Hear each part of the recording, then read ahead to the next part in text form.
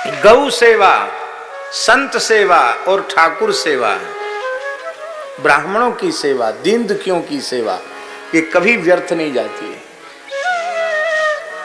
महाराज जी, पंजाब की घटना है, गीता प्रेस के अंक में भी आई है वो घटना। भयंकर अकाल का समय था, भयंकर अकाल का समय, और बड़ी संख्या में 10-20 हजार गाय लेकर राजस्थान के कुछ लोग प्राण बचाने के लिए गायों को लेकर उधर से जा रहे थे। और एकमात्र, मैं नाम भूल रहा हूं, एकमात्र बहुत बड़े किसान थे और उनके खेत में ही फसल थी, क्योंकि उनके पास पानी की सुविधा थी।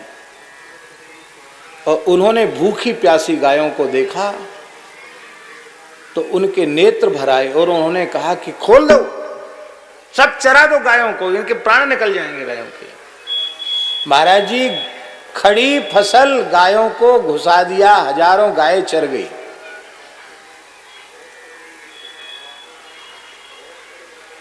लोगों ने कहा कि भगत जी का तो दिमाग गर्म हो गया, माथा फिर गया है, एक एक अन्न के कण के लिए लोग तरस रहे हैं, इनकी इतनी बड़ी फसल थी, सब इन्होंने गायों को खिला दी, अब क्या होगा।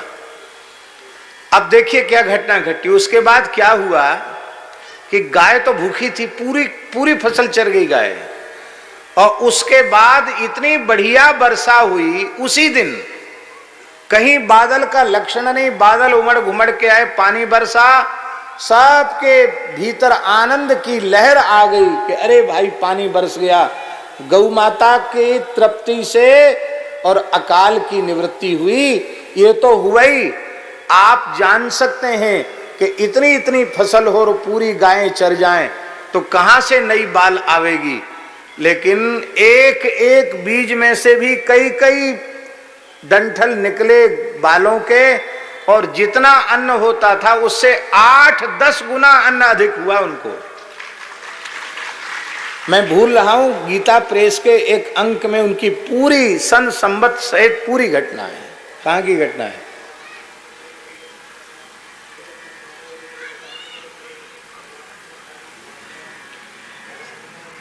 लिखा हुआ है, गौ रूपी, ब्राह्मण रूपी, संत रूपी अग्नि में जो श्रद्धा पूर्वक एक मुट्ठी अन्न की आहुति देता है, तदन्नम मेरुणा तुल्यम वर्धते च दिने दिने। सेवा कभी व्यर्थ नहीं जाती है। हमने कितने अनुभव किए हैं। हमारे ब्रज की एक गौशाला, सूर्यश्याम गौशाला, जो हमारे पूज्य गुरुदेव के द्वारा स्थापित है। महाराज जी के जाने के बाद भी उसमें कर्ज था गौशाला पर। हमको अध्यक्ष बनाया गया। अब सामने यही प्रस्ताव रखा गया कि कर्ज कैसे दूर हो गौशाला का। तो हमने कहा भाई, हम किसी से याचना तो करते नहीं है, एक ही उपाय है कि आयोजन हो कथा का, और उसमें जो कुछ सेवा आ जाए गौ माता के भाग्य से, ऐसे करके हम पूर्ति करेंगे। और तो कहां से कोई धंधा पानी तो है नहीं, ठीक। पर उसमें भी बड़ा संकोच था। एक ही व्यक्ति ऐसे भगवान के भेजे हुए आए कि उनके मन में आया कि अरे ये कथा हो रही है महाराज की, किस लिए हो रही? बोले गौशाला पे थोड़ा कर्ज का भार है, इसलिए उसकी निवृत्ति के लिए हो रही है।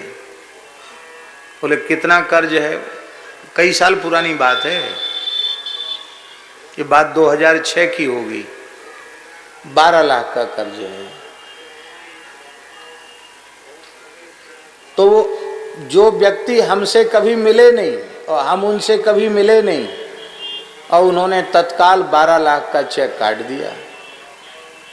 बोले कर्ज मुक्त हो गई गौशाला, कर्ज नहीं रहेगा, और बाबा कृपा करें हम मनोरथी बन जाएं। बाबा ने कहा बैठना पड़ेगा यहाँ। बोले बैठेंगे, और वो कथा श्रवण करने बैठे। आज 15-16 साल हो गई उनको कथा सुनते सुनते। प्रतिवर्ष के सूर्यश्याम के वे निश्चित यजमान हो गए। और उस समय उन्होंने सेवा की थी जिस समय वे बड़े भारी आर्थिक संकट में थे। उस समय उन्होंने चेक काटा। उसका परिणाम यह हुआ कि उन्होंने बताया, सब बातें मंच पर बताने योग्य नहीं होती, उन्होंने बताया महाराज जी हमारी हालत ये थी और हमने इतनी सेवा की, उसका 1000 गुना हमको मिला।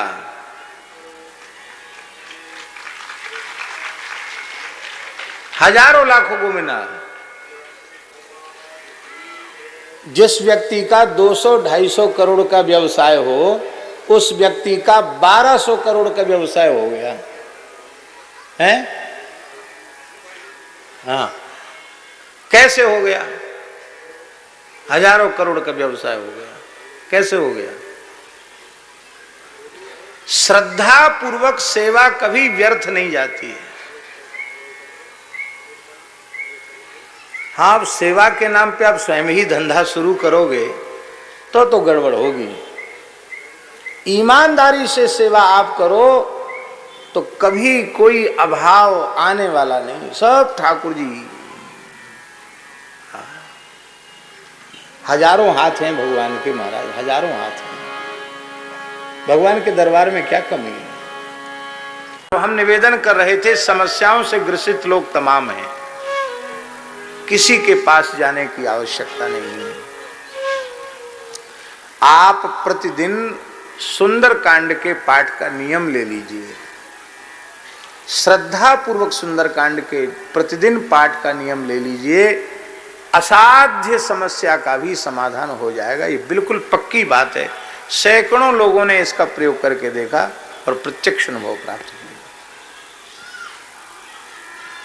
मान लो उतना भी आप नहीं कर सकते हैं, दुख दारिद्र के कष्ट से त्रसित हो रहे हैं और एकदम गरीबी है, कर्ज में डूब गए हैं, उबरने का कोई साधन नहीं दिख रहा है, तो पूरा सुंदरकांड न करके केवल विभीषण शरणागति का भी नित्य पाठ कीजिए श्रद्धा पूर्वक।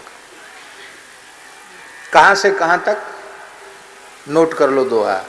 राम सत्य संकल्प प्रभु सभा काल वस तोर, मैं रघुवीर शरण अब जाऊं देव जनि खोर। यहां से लेकर के